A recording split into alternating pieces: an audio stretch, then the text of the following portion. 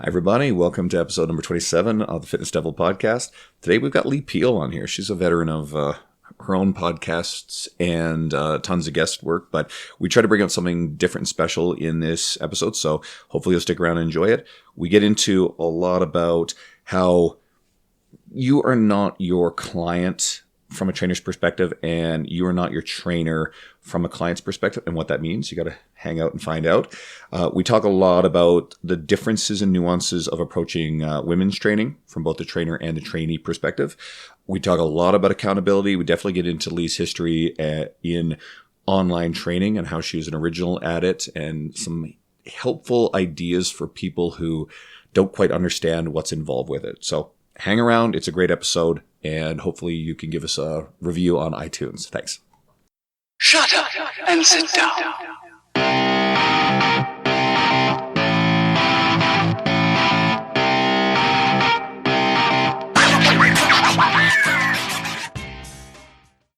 Hi, everybody. Welcome to our podcast. It's Andrew Coates. Dean Guido's with me. But more important today, we've got someone really cool to join us. So most veteran podcast guests, they tell their origin story enough to grow to just truly loathe the task. Leigh Peele, who's with us today, has hosted and guested more appearances than probably anyone else I know. So we'll spare that task. If you guys really want to go and find out more about her, go check out her website or go listen to some of the other stuff that she's got out there.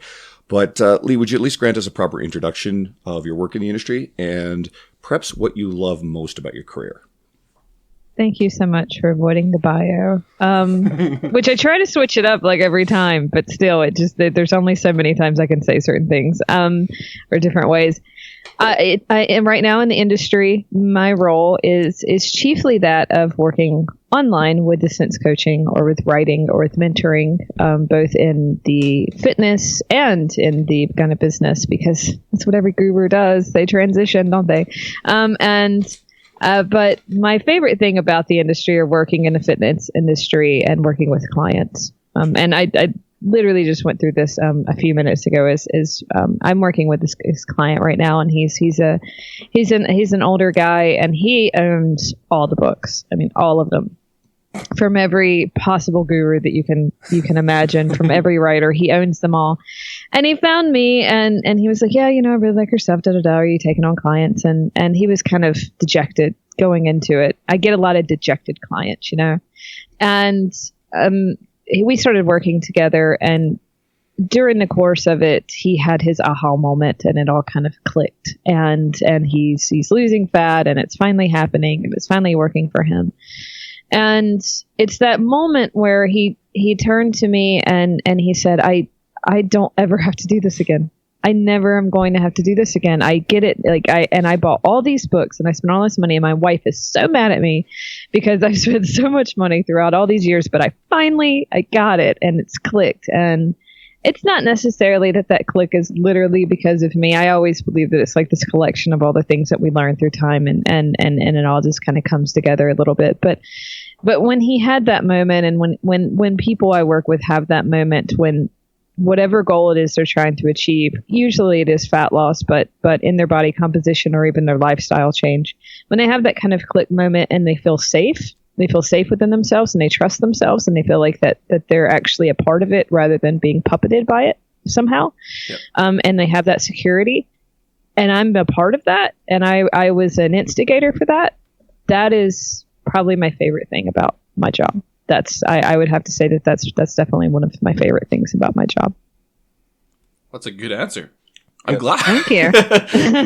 Sometimes I just sit here, and if I'm real quiet, it's like I'm kind of enthralled in what I'm hearing. I'm like, I've nothing to add to that whatsoever. That was. Well, it's like you're on a podcast. Maybe I should just say something for the sake of saying something, but you covered all the bases. So you like helping people. Basically, I'll just sum that up, and you like being part of it. Yeah, exactly. That's a perfect soundbite. It fixed what I didn't say at all. Yeah. No, I'm just kidding. You said it all, but you didn't say enough, Yeah. But that is my favorite part, because it's the get, because we're all trying to get that in anything. We're all trying to have that trust, and then it applies to everything. It applies in business. It applies in your fitness and your relationships. It's just that moment of calm where you no longer feel like you are being driven by other people's opinions or other people's expectations, or you're a puppet to an industry or to people that don't understand, and you actually feel in control. And I do not think that there is much more confidence building that you can have than feeling that over and over again in every instance of your life. Well, I think you feel it in your relationships, you feel it in business, you feel it in training and whatnot. I think that's a really important confidence thing. For most people, it takes a while to get there. But even talking career-wise, obviously you're in that place. But I can kind of relate to that. It's like once you get to that point, it becomes more than about money or about like this toll or that toll, and it really is about helping people. I know it sounds totally cliche, but if you're not doing it for that, I don't know what the fuck, like. It won't last if you're not. No. And it's the thing that I think that really does separate the people that, stay in it for a few years because they see money signs, which is the funniest industry to see money signs in. Yeah. I was just say that. Or they just like fitness. Like just liking fitness isn't really going to be enough. It's not going to be enough. Yeah. Mm-hmm. Either being just a gym rat or trying to find it as some sort of avenue or career for money side. That's not going to work. It's eventually you're gonna get bored and move on to somebody else. You have to really love this job because this job will beat you and take everything you have, and in a good way and in bad ways sometimes too. But you have to really love this job, I think. Well, that's so funny about the trainers thinking they're going to make money in this stuff. And, I worked in a commercial gym for a very long time before I went private. And a lot of these trainers really struggled, but the ones that were motivated by money, it was pretty easy to tell pretty quick because they always got caught up in multi-level marketing bullshit, basically. Oh, yes, the MLM. Oh, yes. I just saw that.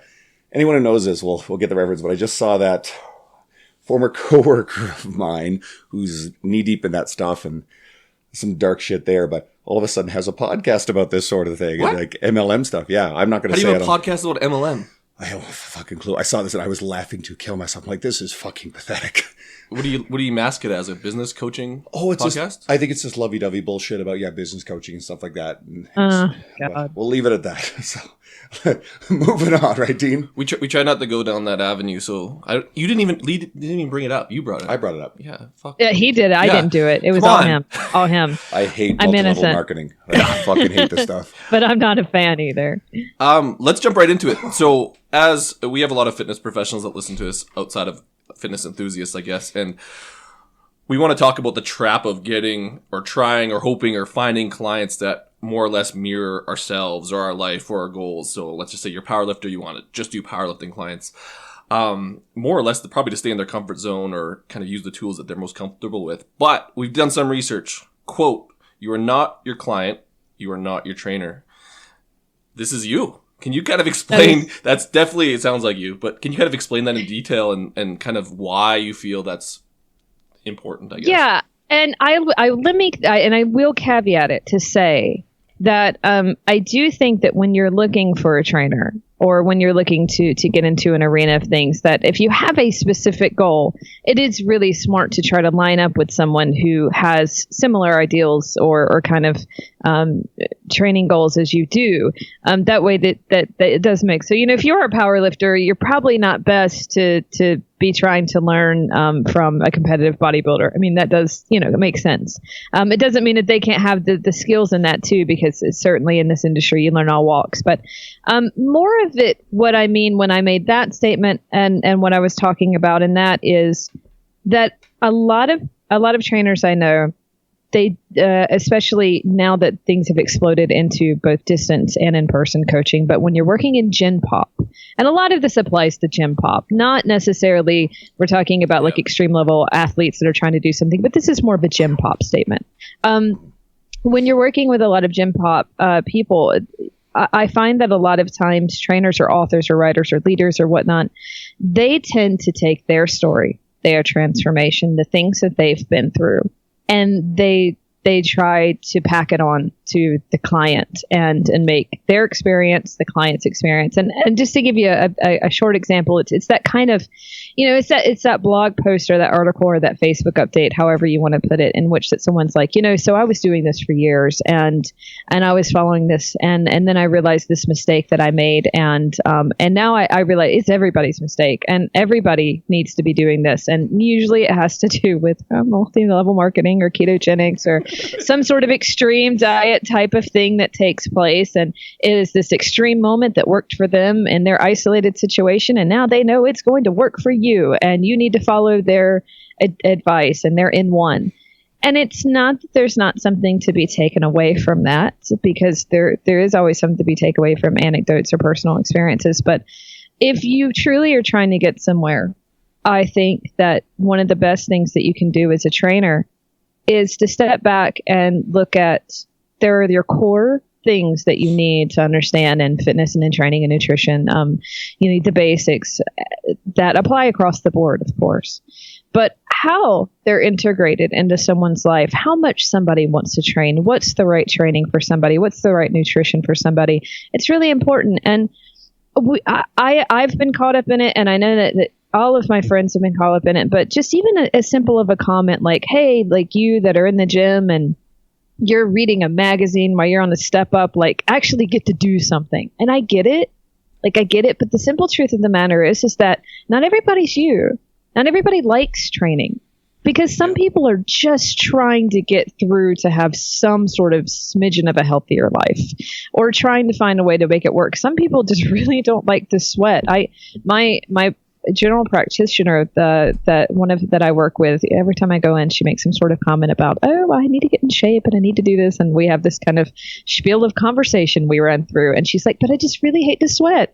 And so one day I was just like, have you ever thought about just putting a fan on and just walking on a treadmill at like 1.4 for a while, and you'll at least get some low grade activity in?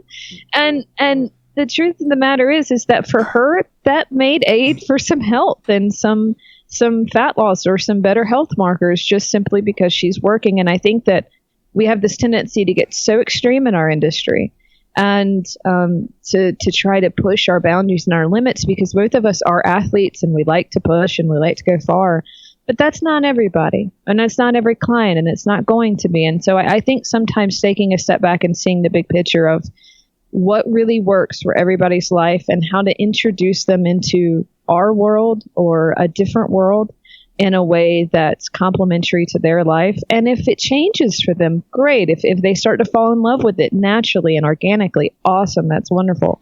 But if they're just someone that is trying to kind of make that part of their life a small divot, not everything, that's okay too. And I think that we miss that a lot when we're programming for clients and when we're trying to do things for clients, and we just want to stay in our own comfort zone or see them through that lens. So that's more of what I mean by that statement. So, to some degree, you do have to line up with the right trainer, and you have to kind of find the right person and pick people. And that is a way you can also pick people. But ultimately, you really need to see the client for who they are, and you need to see the trainer for who they are too, and not just try to pigeonhole your trainer into I want to respond to someone who's just boot camping and yelling at me and making me throw up. And it's like, well, maybe that's not your trainer. Maybe you need to find a different trainer. Maybe that's you need something different, because that certainly never was me, and I know it's not everybody. So that's kind of what I mean by that. And I think it's really important for customization and individualization and ultimately results. Well, it's interesting too, because basically what you're talking about is trainers need to learn how to problem solve. So even though you have this niche in a certain area, that doesn't mean that everyone's going to fit in that mold. And so I guess there's a lot of trainers who do that. It's just not good advice for most trainers. You know what I mean? Like let's say 90% of trainers getting into the industry trying to be a niche in, let's just use hockey training. Like it's probably not the best place to start. I mean, unless you're a former NHL player. So there's obviously opposite ends of the spectrum, but like I agree completely. I think a lot of the problem is you get coaches who start out, or they have a very, very narrow skill set. I mean, there's I can think of young trainers that I've seen working in the same gym as me before who all they knew was like bodybuilding or men's physique training. And then you see that sort of stuff applied to, obese women who want to lose weight and just get better energy. And you see them doing and sure, like doing stuff that's fun and gets them moving is always going to be a positive. But you can definitely see trainers fitting the client to their very narrow box of skills. Yes, exactly. Versus ever getting comfortable with stepping out and learning skills. I mean, on one hand, I'm not an Olympic lifting coach. I know nothing about it. And for me, yeah, I don't think it's really suitable for a lot of people, but I'm also very clear in my bias. I have some great people around me who are brilliant Olympic lifting coaches. I work in a facility, Evolve South in Edmonton, where Dean Somerset's actually at the downtown one now. So we're all under the same umbrella. We always got to sneak Dean in, so every episode. So we meet. Actually, did we get him in this Jay and Sarah one last time? I think we fucked up. I think we missed him. He's going to be pissed. But anyway, but there's at least a couple of great coaches who are great Olympic lifting, Kevin Zimmerman and Nick Polyak, just to name two, at Evolve South. And I've actually taken people I know who wanted to learn this stuff. I'm like, hey guys, go work with them because they're going to do a great job of this stuff. But for me, I know that Olympic lifting is not something that my skill set is, but I also try not to say to everybody else, hey, no, like, don't do that. That's bad. Like, you shouldn't do that. I think you hit it right on the head, is that the idea of being specialized in something and building a career on it, that's totally fine. It's just that whole application fantastic. Let's just say the overweight 300-pound woman who wants to lose fat, probably not the best to go push your bias on it. So I guess in that context, you said it way better than I did. Absolutely. Yeah, and I mean, and that's not to say, that's, again, like I said, I'm more talking about gym pop, and I'm not in any way knocking specialization, because if you want to be a bodybuilding competitor, for example, you need to find like people that actually work in the industry that know posing, know tanning, know water cutting, and all these kinds of things. Like, you need to like kind of be immersed in that kind of vein. But I do find that these kind of are on the further kind of more extreme ends of the spectrum. I find that the majority of people that we are going to be helping fall a lot more in the middle. And it doesn't mean that the middle can't be helped by learning an ollie lift. And it doesn't mean that the middle can't be helped by getting driven by the community of their CrossFit gym. And all those things are absolutely true. It's just when it comes to that moment of when you're listening to the client and when you're trying to get into what their needs are and where their head's at and their pace, keep in mind that it might not be your pace and it might not be your personal desires, that they might have a different kind of training personality than you do. And I think that working with that opens you up not only to having a larger variety of clients, but having a larger variety of success, because then you can see how you can transition the clients from one point to another, and how this one thing, allowing them to have a little bit of their own personality or move at a certain kind of pace, makes them hungry and kind of want other paces or other aspects of it. That and it's not to be manipulative of your client, of course, but it's kind of that baby steps thing. It's like, I'm going to give you this kind of like room and platform and make you comfortable and make you feel at ease here. And then, guess what? On your own behalf, you might say, so what's that they're doing over there? Can we give that a shot? Is it? Yeah, you know what I mean? And then we totally manipulate them to do exactly what we want in the end. Yeah. Don't tell them the secret. Yeah. Jesus. Just gave it away. So that's the goal. Well, you mentioned, client needs. So let's go in a different direction with that, because one of the things we talked about that we would speak on this podcast was the industry tends towards oversimplification of the differences between men and women, or it goes the opposite, and then it treats them as entirely different species. And there are critical differences. And the discussion is probably a bit more nuanced than what you often see. Would you do this discussion some justice and focus on the critical differences and how to approach training women especially, and speak to our female enthusiasts about what they should focus on? To me, it's such a fascinating topic, because we're not just talking about, and I think this is where people get very fixated. We're not just talking about exercise, meaning exercise selection or movement selection. We're not just talking about that. When you're talking about the differences between men and women, and I don't want to get too heavy and all of a sudden start going on some sort of March speech, but you're also talking about society. And you're talking about how society looks at women, treats women, and different societies. And this podcast, it has a worldwide reach, when we're talking about that, we have to understand that there are certain women in certain societies that may be listening to this, that it's still an amazing thing that they can even go to a gym. And I think that, and again, it's the kind of it's a narrow mindset in which that we assume where we are in our country, in our worlds, in our lives, that there's this freedom, or that women can do whatever they want to do, and they can totally go into a gym and they can lift however they want to live and be you and be strong and what have you. But women also have to walk out into the world and socially interact and connect with their opposite sex if they want to date them, or or embrace their transgenderism or homosexuality or whatever it is that they want to embrace.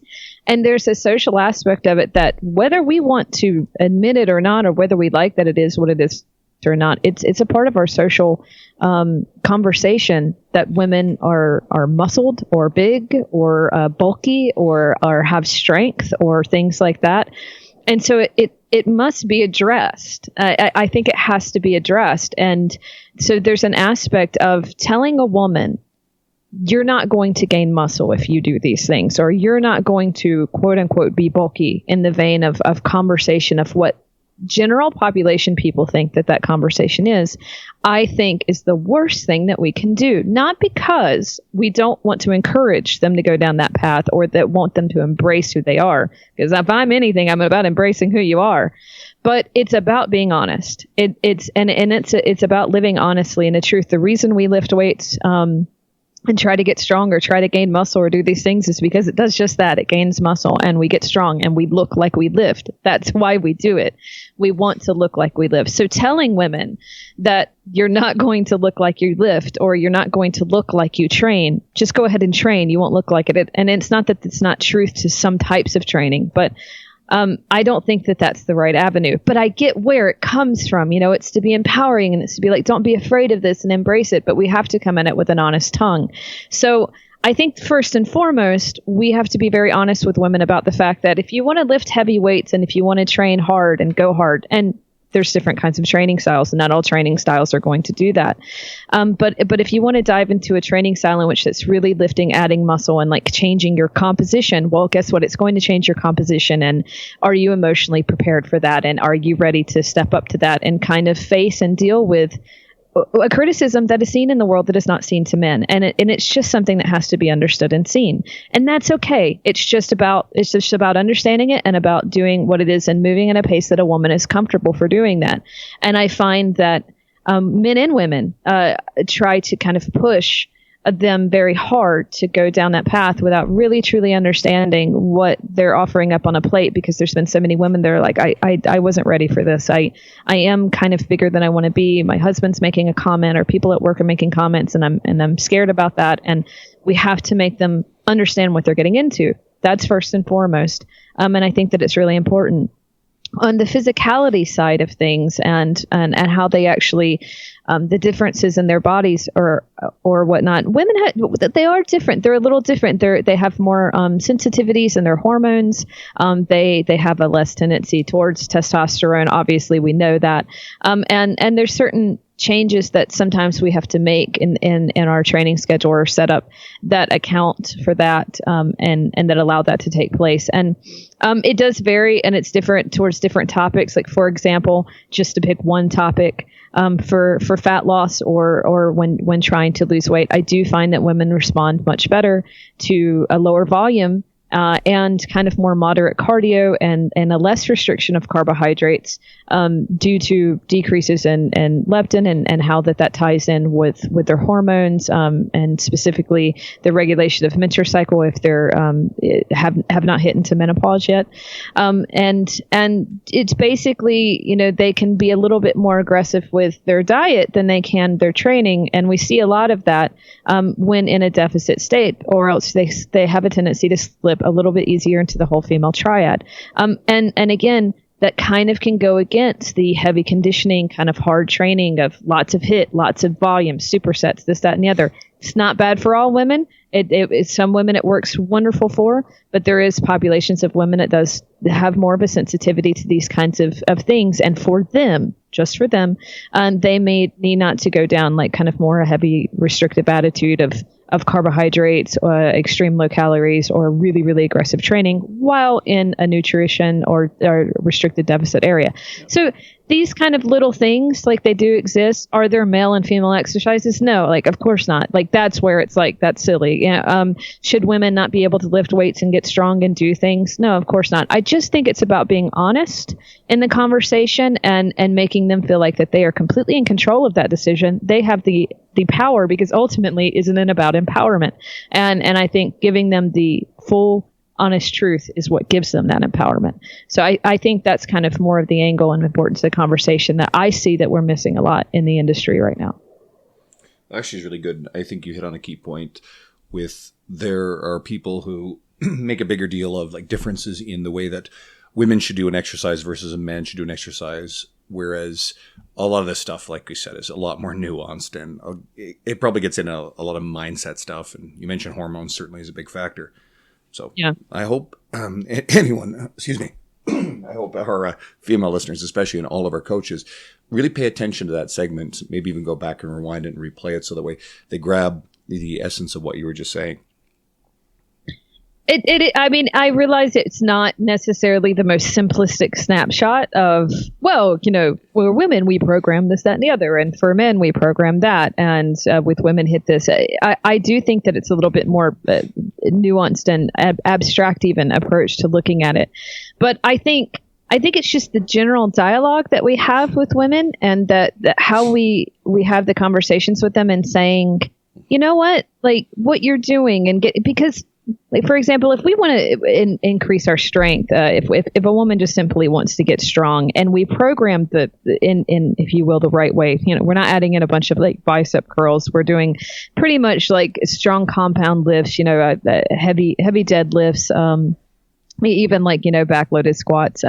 It's not. You're not going to see a very large increase of. You will see some hypertrophy, but especially if the woman has any sort of tendency to have under eating, or she has her eating under control, or she is at maintenance, she's not going to see an overly increase in a lot of muscle mass. There'll be a little bit, but mostly she will have a lot of strength rather than definition. And the average person looking at her might not be able to tell. Okay.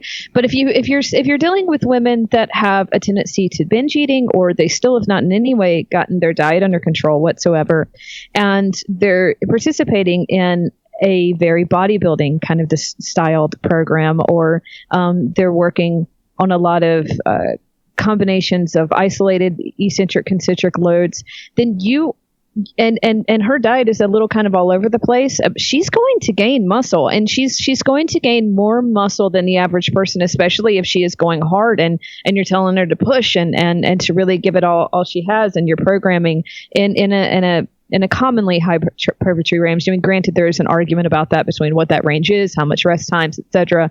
You know, it's still always kind of up for the debate. But if we're still in that kind of range, she's going to see some adding of like muscle mass, and it's going to happen, and it's going to be more so than, say, the bar class, Tracy Anderson, just a girl going to her gym off work, doing some, you know, like doing like that. It's going to be different, and it might freak her out, and she might not be prepared or ready for that. And you telling her that women don't get bulky and then doing that to her, well, that's kind of putting her set up to be afraid of the weights. So you have to know what you're doing and explain it to them, and kind of understand the difference between the programming, how that kind of programming leads to things, and make them comfortable with what they're getting into. And it's also understanding your talent as a trainer.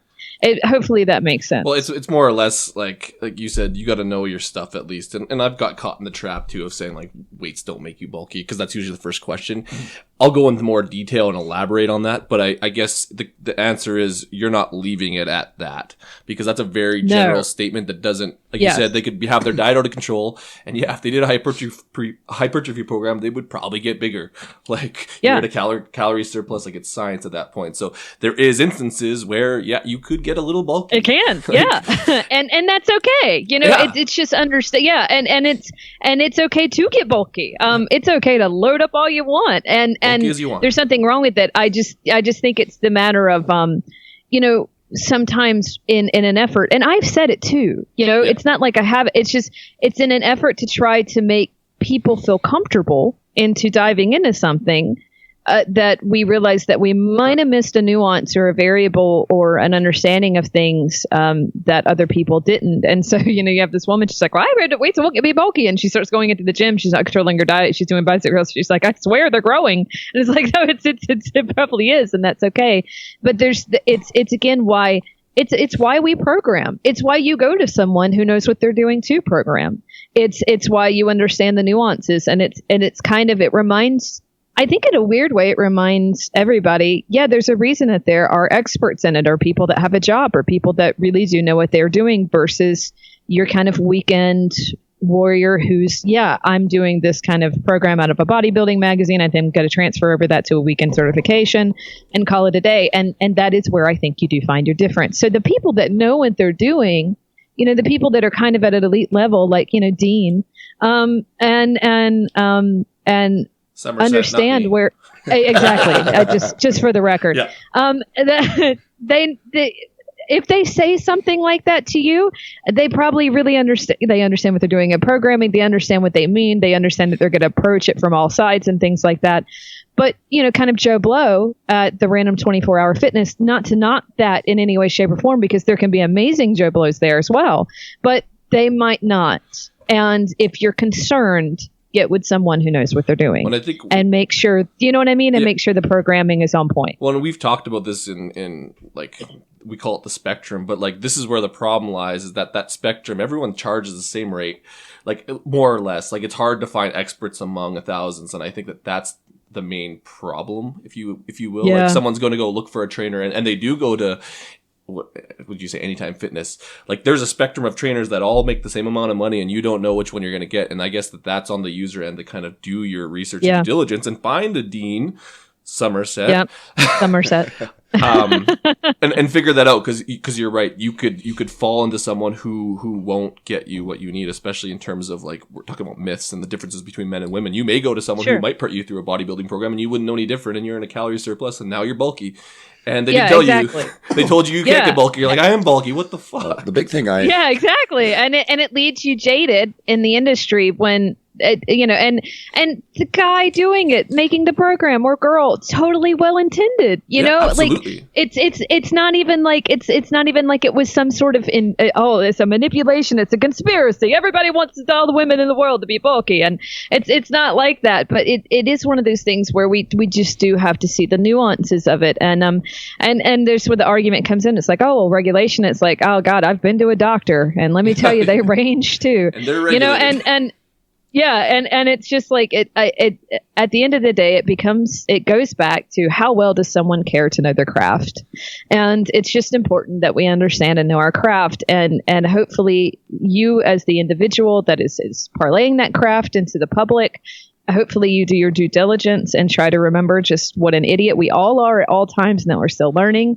And I learn that every day painfully. And hopefully you, the individual, just take that little extra bit of time to make sure that what you're spending your money on and what you're spending your time on is what you need. And for women, I do find that does tend to be a little bit more of a more narrow and comfortable field than for guys. But it's not to completely diminish that guys' needs aren't met too in certain ways in the industry. But I will find that as a society, and this is why it goes back to societal conversation, it's okay if guys, generally speaking, get a little bit bigger and muscle and have more muscles and just kind of get leaner and tighter. That's okay.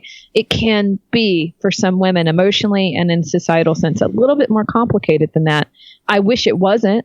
I'm not saying that we should even necessarily give way to it, but I do think that with any of these conversations, the first place we must start is with honesty, and then acceptance, or altering the difference, or changing kind of like opinion. Well, and that's where I come from. Well, and that kind of touches on the whole point of, like, we talk about the spectrum and regulation, and it being on the trainer to kind of portray this information.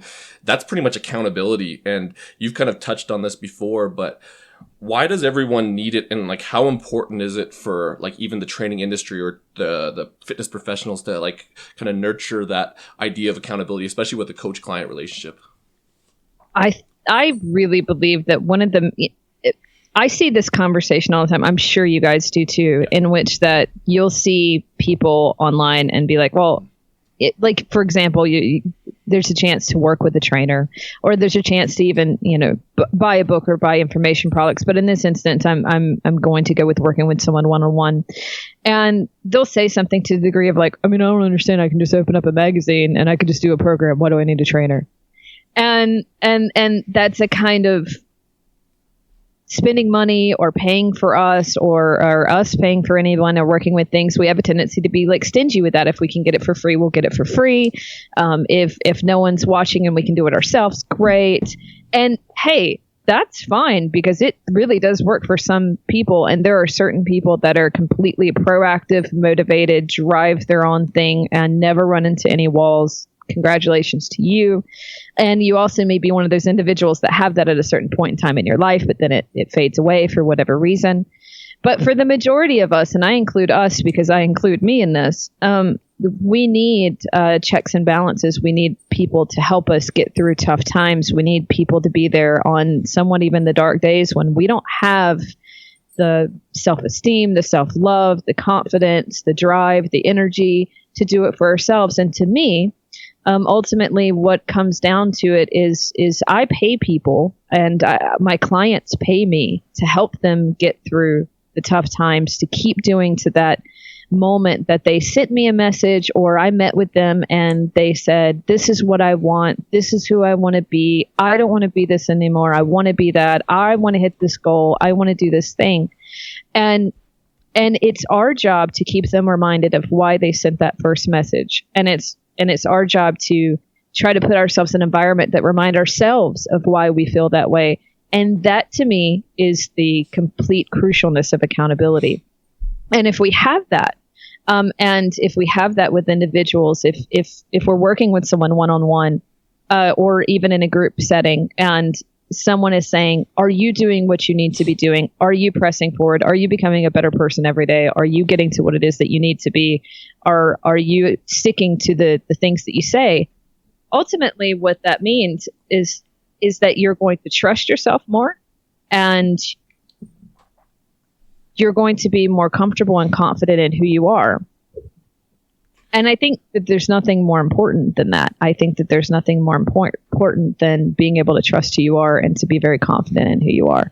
So that's where accountability really rings important and helps you achieve something, achieve a goal, achieve a dream that it is you have. And working with someone one-on-one can do that. And then plus also, at the end of the day, and then this is always true, giving people your money and having them help you make you do things is it kind of works really well. I certainly know that I don't like paying money for things I don't use or for services I don't have rendered or what have you. So utilizing money as a means to say, hey, take my money, make sure I do something.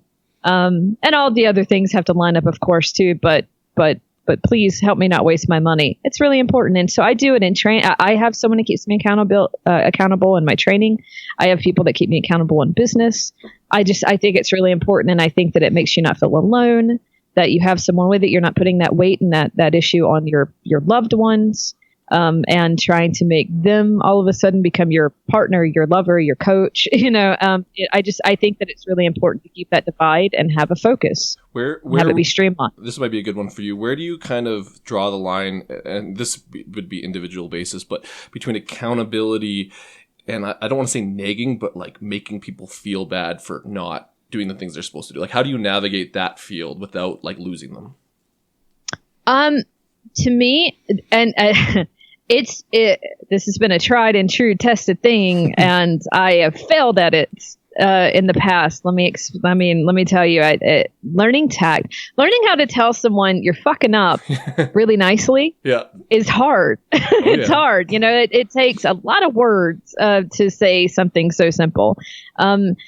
But where I ultimately, I sat down and I thought about it, and I was like, you know what, but this is actually why. And so this is what I tell people, and this is absolutely the truth.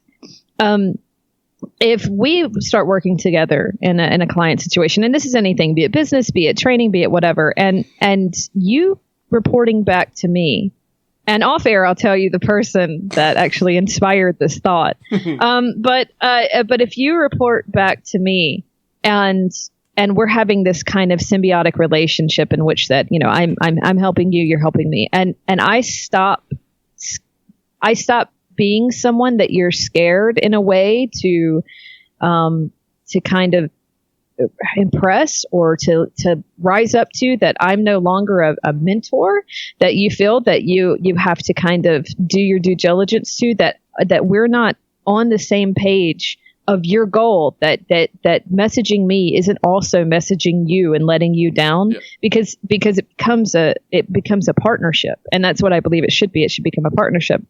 If you have that moment where you're just kind of phoning it in, then I've lost my value. And I'm no longer valuable to you, because ultimately you're looking at me as this kind of mirror form of yourself, and you're letting you down. And it's not letting me down, because ultimately it's your goal, but I'm becoming a mirror image of you. You've acquiesced and kind of explained to yourself that, oh, it's okay. I don't have to do this week. She'll understand. This will be all right. And so the moment that happens is the moment that I stop being worth my value, which is the moment I have to say goodbye. Yeah. And I tell them that. I literally will tell them that. I say, if you're okay with not continuing, and obviously I'm not like the first week they screw up, it's like, oh my God, like that's it. I mean, there's a path to this, obviously, we work through things. We try to figure out and troubleshoot what's going on. We try to figure out what's taking place. But ultimately, at the end of the day, if there's a moment that I'm kind of seeing this isn't working, and they're not on board, then I say goodbye. And I give them the chance to kind of not like stop me, like I'm walking away, you better catch me. But I say goodbye, and I say, this obviously isn't working, and get with me when you're where you need to be. Get with me when you're really ready to make this happen, and we can go back forward and work with this. And usually 9 times out of 10, that moment that I'm willing to walk away, it kind of straightens them up a little bit, and they realize, no, I really do want to do this. I do want this to happen. The times that it doesn't work, we really weren't a good fit anyway. Yeah. And because sometimes it just happens, it just happens. We just weren't a good fit. And sometimes even those situations turn out into great referrals for my friends, because I'm like, I'm not what you need. I think you need this guy, or I think you need this girl. Like, I think you two will really vibe. And so I'll just refer them out. And I think that them sensing my non-desperation helps, because I do have people in line. So if I'm not doing what it is that I need to do for you, there is somebody else there, and they maybe can feel that. And I give everything to my clients. I really do. I give them everything that I have, and I try to give them everything that I can do. And they know that, and they feel that. And there's some people that'll just be like, I'm kind of done, but can I just keep checking in with you every once in a while, because I just like that you're there. And I'm like, yeah, because I do create an atmosphere of safety and of them being able to be what it is. So kind of taking me away in a weird way is how I deal with it. And they see the value of how much I'm giving to it and how much I care. I'm not one of those trainers. I'm not one of those clients that are just like, just keep sending me in the money. Great. It's like, I'm a gym, and you don't have to come into the membership. And I'm not that person. I get not aggravated, but I get kind of, to me, it's a challenge for me to be the best I can be, to help them be the best they can be. So I take it personally, and I take it to where I really want to be the best I can. So it's important. And I make that clear. And you're back at that point of why you're doing what you're doing. Like, it's nice to be at that point where you can, I guess, pull that trick out, but like really just focus on what you want to focus on and be that person. And if you're not, move on, because then now you're starting to do real change, and I'm sure that comes through. But it's probably a nice place to be in.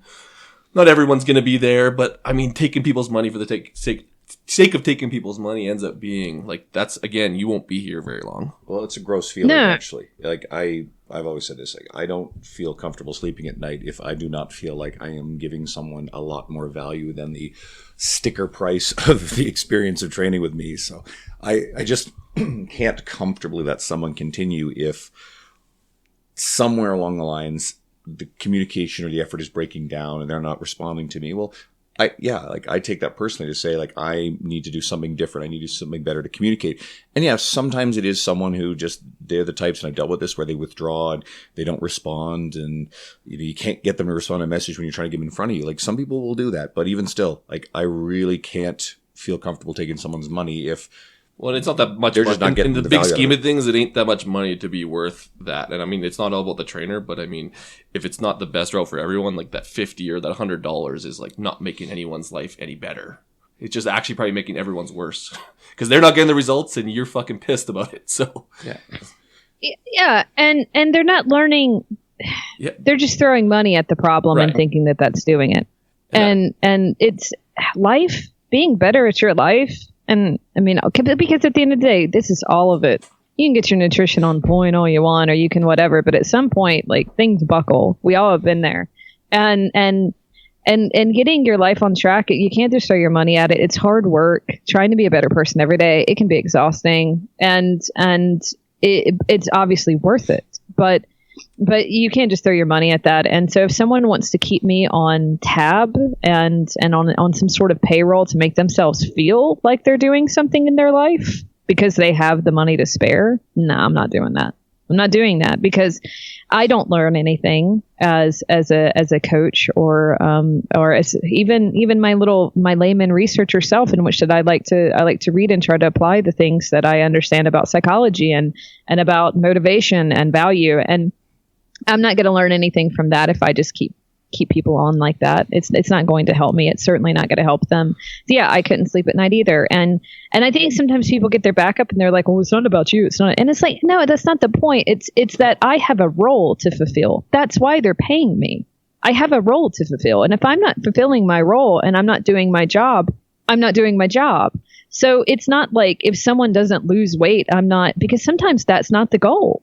Sometimes they might, come in and they might have a goal and they didn't realize that their goal was something completely else, and they had a transformation and they never lost a pound, and that's fine too. And we part our ways beautifully, and they decided they want to start just gaining muscle or getting strong or taking care of themselves in a different way. So it's not always like that. It's about helping them find out what they want and how to get what they want. That's my job. If I'm not doing my job, or I'm not helping someone, then it's not working.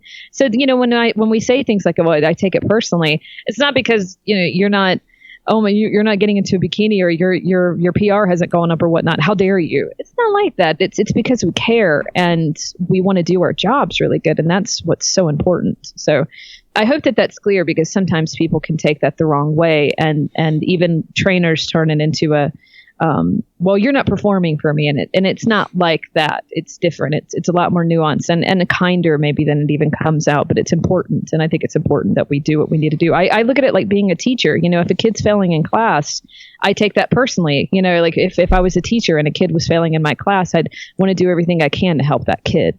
And I think that that's the mentality that we apply to it. And that's the healthy way to go about it. A lot of what you're talking about applies to a lot of your online coaching, because I've seen you before. You have stepped away from doing a lot more of the in-person stuff, but you've actually been in the online coaching realm like way before this popular trend towards it. Like way before. Before online trainers are a thing, you were an online trainer. So it's a couple part question to this stuff. So we're obviously seeing more of this stuff than ever, yet a lot of people don't understand it. So I wonder what you'd say to them to help them understand what the value is in this. And then many coaches, they also don't understand how to be successful in that online industry, and it's growing to the point where it feels like it's becoming saturated. What would you have those trainers do to become more successful? Yeah, I'll give a really quick backstory caveat. The reason I was an online trainer so early is because I was an online person. I was kind of geek in that sense. I really loved being online, downloading music and listening to new bands. When the internet came, I was so happy, I was so happy when the internet came because I had access. And so I was online. And that's why I was online so early on. I'm old. So, that kind of helps too. But when I started, I actually did things a little differently. When I was training in person, I also was training online kind of at the same time. I had new clients online and I had new clients in person. And I saturated myself into every single realm of training that I could, of research, of talking to people. I'd go home and from my gym job, and then I'd sit and see Alan Argonne argue with someone for 2 hours and completely tear them to shreds. And I'd learn. I would just learn. You know what I mean, man? I would just take it all in. I would take it all in, and some I did good and some I did bad, but I learned. And so one of the interesting things about the online world versus the in-person world is, with the in-person world, you do have this connection automatically with seeing someone one-on-one. You see their facial expressions. You understand who they are. It's just a different beast. It's a different animal. So you can see their size or their reactions to things. And also, more importantly, you can see their stance, and you can see how they move, and you can tell them in an instant, you need to tuck this here, or you need to brace this there, or no, drive through this. And you can show them by doing it yourself. You can show them by kind of appropriately, like kind of touching or cueing or whatnot. And it's really easy to make something in 5 seconds relayed by just an action.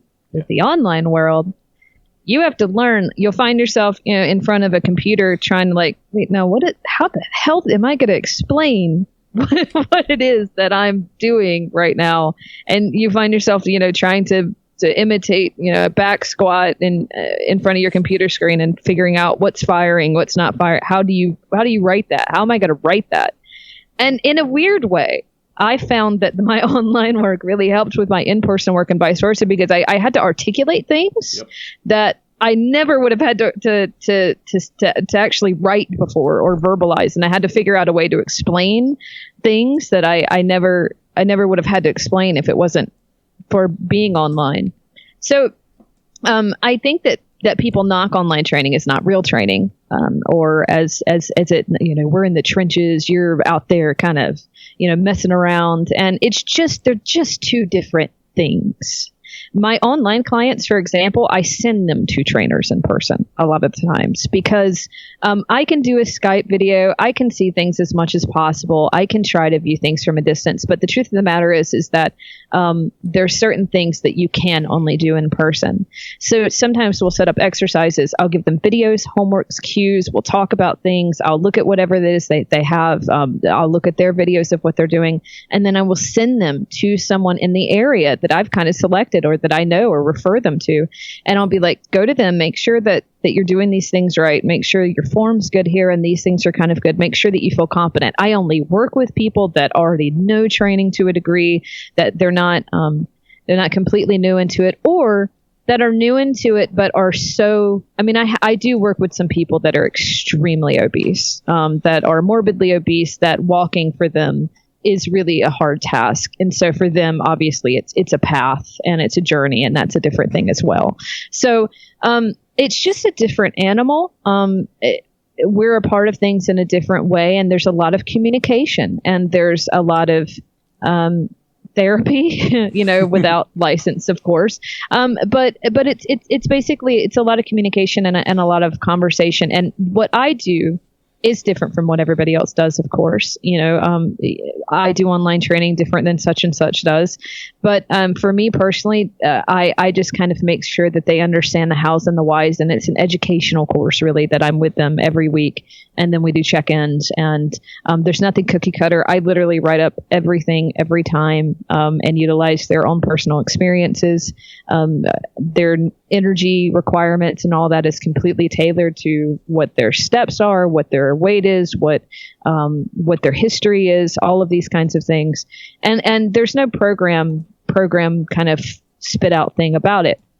It's why it costs so much. And it's very involved. It's very hand holding, and it's a completely unique experience. That's my experience. That's not going to be everybody's experience. But to me, I think it's incredibly valuable. And it is life-changing, and you can really have wonderful transformations and experiences through online coaching. And it doesn't mean that in-person coaching isn't important. It doesn't mean online they're just different animals, in my opinion. They're just different. I think that they're very different. And I still do work with people online or in person, but the great thing about that is I don't do it for money. Because mostly, if I had my own gym, I probably would. But in the area that I'm in, I hate being an employee to anybody, and I hate having You to hate authority. I do. That's dude. a deeper societal issue. That's my problem I too. do. I do. And fucking can't deal I with don't authority. have the I don't have the means right now to open up my own gym or the desire, to be perfectly honest with you, in this area. So I just have people come and hang out with me. They're just guests, and we work on stuff and we have fun. And they if you want to come and train with me anytime, you're more than welcome. Because it's just a fun, great thing to do, and we can knock some stuff out. And I only work with people in an online format in that way, like for cost, for cash. And as far as the saturation issue goes, and how to deal with like an industry that's very saturated, I think one of the things that people forget is, yes, there are more online trainers than ever, but there's also more people on the internet than there's ever been. And with the rise of people kind of looking to, be free, and this is the freelancer market in general, but with trying to be in any sort of freelance industry, people forget it's like, yes, there are lots of people online trying to compete for a job and trying to do something or trying to get out there. But there's also a whole lot of a hell more people on the internet than there's ever been too. And I always kind of say, if you look at just the billions of people that you have, and for most people to have a successful job, you're really just talking about a couple thousand. And it's that kind of old Seth Godin thing. But it really only takes 1,000 really good fans to make yourself a successful business. So I don't think finding 1,000 in billions is completely ludicrous of a thought to have. And I really think that sometimes people just get overwhelmed and they need to simplify it and just kind of reel it back in. Well, I would agree with that. Like, I guess what Andrew's saying too is that it feels saturated, because even if you go on Instagram and you follow all these people now, they're just popping up like fucking crazy. But I would still, there's way more people. And truthfully, a lot of the cream will rise to the top like any industry. Yep. It's hard to sift through some of the bullshit sometimes, but it doesn't take that long if you actually go and look at someone's Instagram account and what they're putting out outside of the plagiarism, which is a whole different fucking topic. Oh, that's a fun thing. Yeah, like you got to kind of do your due diligence. We saw another one of those plagiarism issues. We talked about this with Sohee Lee when she was on our podcast. And it was Megan Calloway. It was Megan Calloway. Yeah. She like literally. Megan, I know this totally has nothing to do with. Well, it does have something to do with online coaching. There's literally coaches that fucking literally take verbatim every single fucking word they said and put it in an article, and I thought that was nuts. Like I guess it's not that nuts, but it actually happened, and she documented all of it with pictures, and I was like, wow, what an idiot. I remember that. That was greasy on that guy's part. Yeah, there's I won't get into it because it's a little complicated, but my one of my books, My Fat Loss Troubleshoot, is basically being released by a very, very popular guru almost verbatim, and there's nothing I can do about it. Not a thing. And I can't do anything about it because they're in another country. Yeah. And there's nothing I can do. And it's just like, so it's what it is. And you can rack yourself with that. And I'm not saying it doesn't drive me crazy, because it does. And obviously the longer that you're online, the more that it's going to happen. But I try, some people get so discouraged by that, they get scared to share the information. They get scared to put anything out there. And I always just simply say, if you, no one can outwork you. And no one can out-talent you. They can copy you, and they can get away with it for a little bit, and they can have their little, stolen thievery success for a little bit. But at the end of the day, I have yet to find to where the individuals don't get called out to some degree, and that it doesn't ruin their credibility and it stops them from getting into certain doors, because it always seems to. And ultimately, at the end of the day, they can't out-talent you and they can't outwork you. And having that work and having that skill to get that information to begin with, it is a certain skill. It is a skill that people do not have, that not everyone has, So I was saying, let's talk about that. So like, obviously we kind of went one road down the other, but let's talk about this whole idea of credentials and certifications and everything in between, whether it's degrees. But I guess we're talking a lot about helping people in the essence of kind of our careers, helping people, same reason why we did the podcast. But how much, or outside of the bare minimum, does this shit really matter?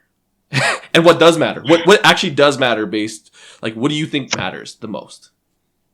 It's really hard for me not to sound incredibly biased or as if that. What's your bias? That I'm, yeah, it's a bias.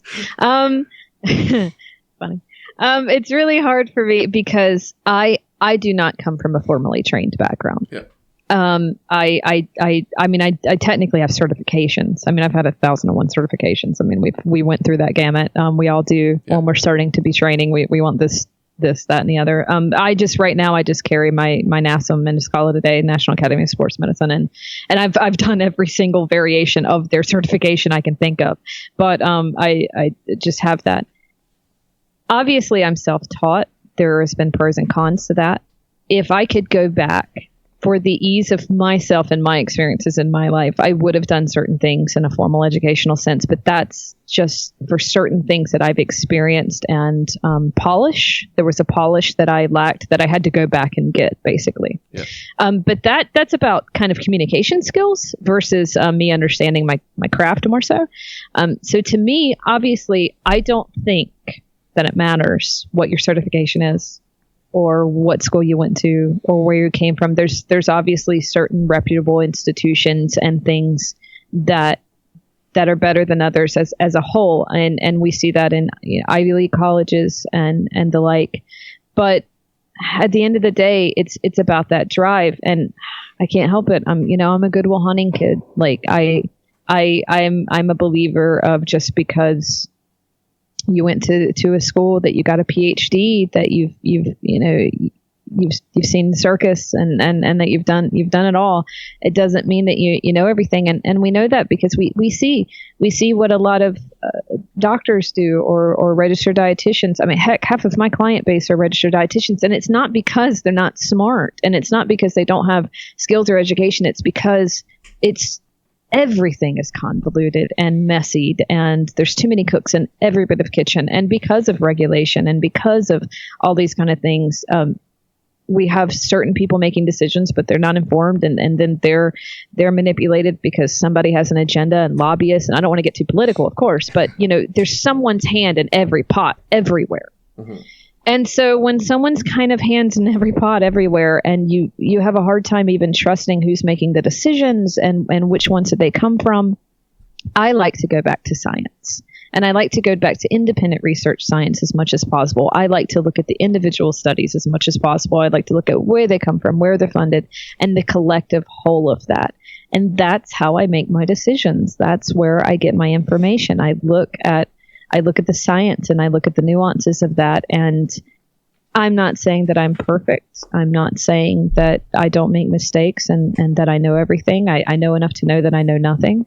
But I know that none of that education came from someone telling me how to think in a classroom. But that is not to knock what you learn in those kind of environments and situations. And I'm a proactive person. I'm not a reactive person. And there's a lot of people that are best guided by reacting, meaning here's a task, react to task. Whereas I'm someone who's, here's this thing, go do this thing. And they're very different kinds of people. My assistant, she is a reactive person. She could not materialize anything for herself on the face of her earth. She has to be told what to do. She will not proactively seek out anything, but in a reactive sense, she's fantastic. She's incredible. So I think it's, ideally, I would love to see everything kind of cored out and we have an actual evidence-based research kind of look at all of these things. And if there was any sort of regulation or regulatory sense that it was done in a really good way, I'd probably be out of a job, or I'd be in college for a while. But I'd be okay with that. But I worry about the quality of it. Right. Yeah. And ultimately it's just, I like the freedom of being able to have the option and decision of it for everybody, and it not being mailed through something. I don't know how much longer that's going to last.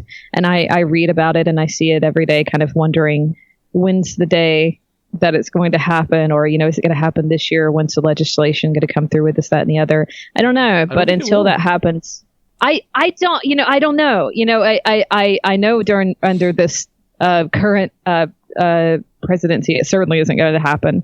And I'm just saying, like, not because of anything, but just it's not going to happen right now, because this is not a regulation presidency. But generally speaking, it's kind of like, have fun, everybody. But that's okay. That's not even to say anything about a president. But I do know that I can see, you see trends happen, and we'll see. I don't want it to happen. Personally, it's not something that I'm going towards thinking that it's going to fix things. I think that we'll fix things better by embracing science and critical thinking. That's me personally. But we'll see. I'm willing to adapt to it, and I think that anyone who's good is willing to adapt to it. I just I don't think that the letters behind your name or the qualifications or credentials are necessary.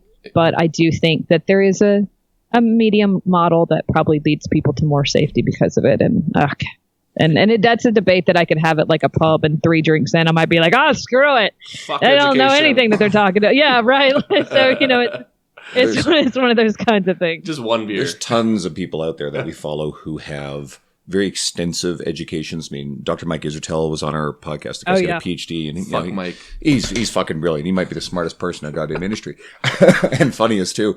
And then you get a guy like Ben Bruno, who is getting a lot of attention now for training. Well, shit, he's training Kate Upton. There's my fucking he was resume. at the Patriots with Justin With Timberlake. Justin Timberlake, exactly. But that's my resume. And Ben Fucking doesn't Justin have Timberlake. the big formal education, a degree in something like biochemistry or kinesiology. Yeah. And I'm like you. I've got a Bachelor of Commerce degree, and I hold in Canada one of our basic ones is CanFit Pro. It's pretty basic stuff, but I'm self-educated through years and years of following people like yourself and a lot of the other names that we've thrown out there. I hold PN certification, so the nutrition side stuff, but I just spent a ton of time trying to learn, cobble together things. And in the end, it ends up being probably the equivalent of a very tailored postgraduate degree Postdoctorate. Not postdoctorate, but graduate degree Masters in get shit done, man. in all the stuff that we're doing. I'm in my 8th year in this industry right now, but like a lot of the stuff you said is bang on. I've heard Eric Cressy, who's got a very formal education in exercise science, talk about how it's not necessarily even that important. And maybe if he went back, he might do things a little differently. So you're going to find incredibly qualified people who have extensive education. You're going to find some really, really dangerously unqualified people you shouldn't listen to with high levels of education. And you're going to find some people who don't have a ton of formal education, who are some of the absolute best in our industry. Pick the person for anyone who's listening and thinking about it. I have a degree in education, so I was a teacher before this. And having a degree in education means you can teach whatever the fuck they give you a job for. I can get a job in physics 30 or whatever, like I don't know what you call it in the States, but in physics, I don't know a goddamn thing about physics anymore. So I'm not qualified, but I can get paid $70,000 a year to teach it. And I would figure it out on the go, but like I'm not the best person for that job. And that's formal, it's regulated. I could teach kindergarten. I hated it. But I've worked with Kines grads, and some of them actually really brilliant, really went on to work hard to expand their knowledge. And I can think of at least 2, and I've mentioned this on the podcast before, I won't say names, but I think their like continuing education stopped the day that they graduated. And then they just continued to do the same things through clients as they went on through time. And both eventually were really passionate about other pursuits. And one went on to something very noble and one went on to something really disgusting. We won't get into that. So you got to, stop bringing up triggers, man. Oh, no, I just have fun with this stuff. Anyone who's listening is like, I know what he's talking about. That's fine. Otherwise, now let's ask you the book question that Dean always pushes me to ask. So, you actually mentioned Seth Godin a little earlier. I think it was probably a reference to something he said in Lynchpin, which is one of my favorite books. But yeah, it was in Lynchpin. Yeah, that's a super book. Is there a book that you'd want to share with everybody that made a big difference in your life or your career?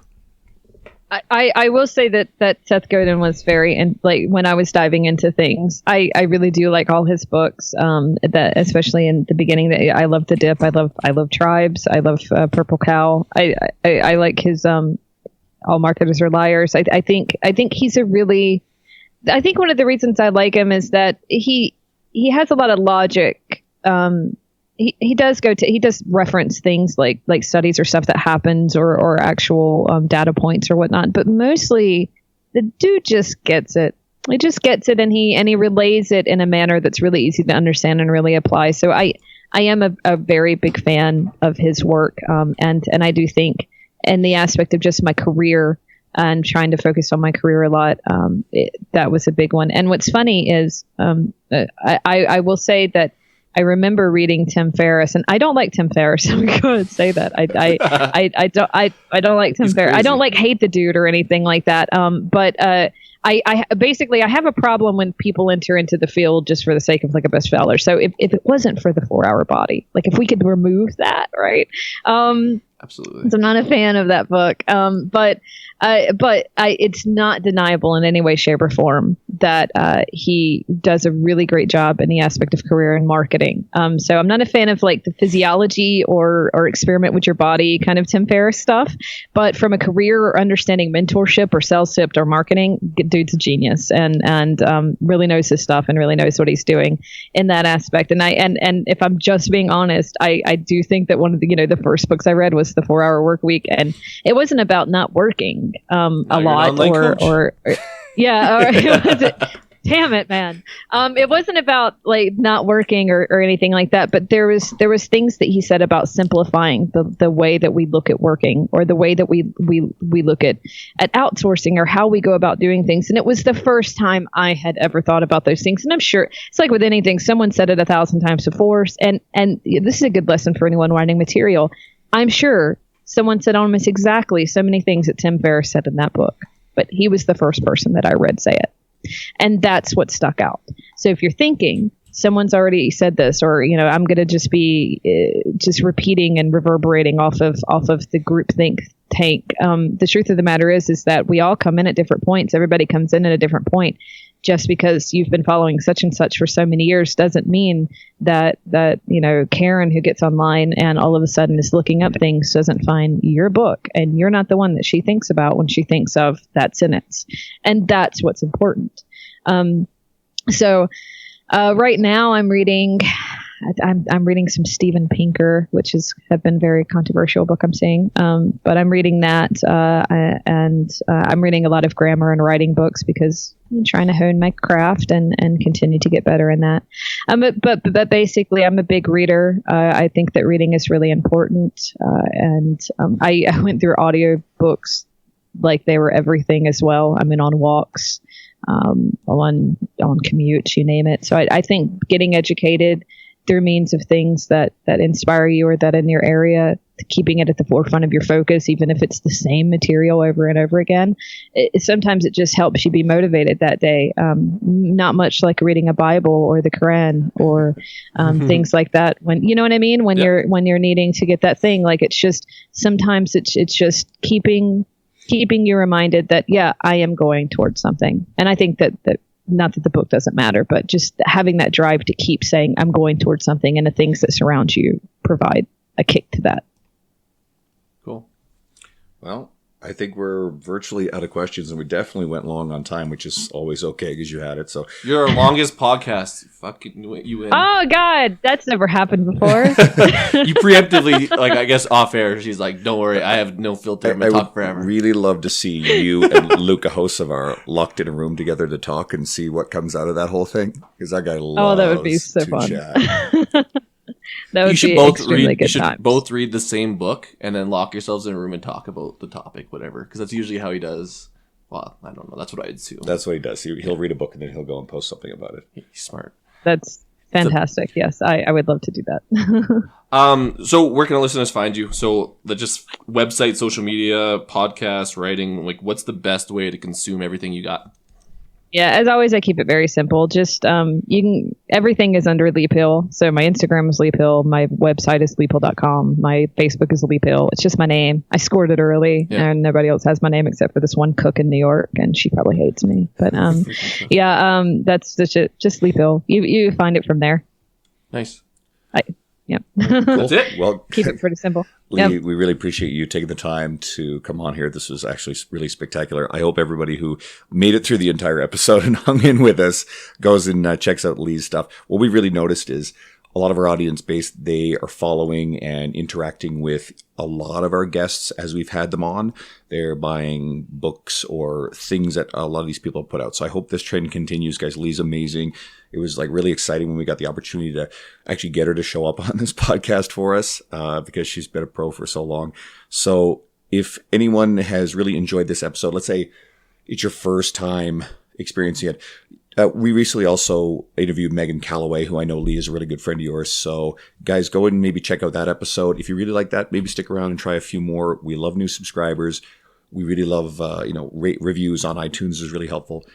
And we'll stay tuned because next week, if everything goes according to plan, we'll have Peter Baker joining us. We're going to talk about some interesting stuff, including his basically you're just getting all my house guests up in here. Well, actually, yeah, I think I saw something on social media. I scrolled down a little bit and it's like you and Peter hanging out. So that's pretty cool.